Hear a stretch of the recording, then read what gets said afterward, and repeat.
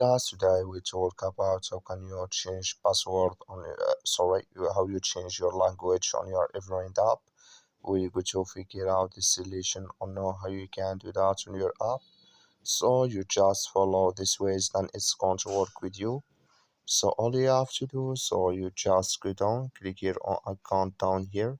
When you just click here on account, it's going to take you to this list. It's going to show for you like this here. Then all you have to do now, you just come here to language preference, just click on it here. Then it's going to show for you a list like this here.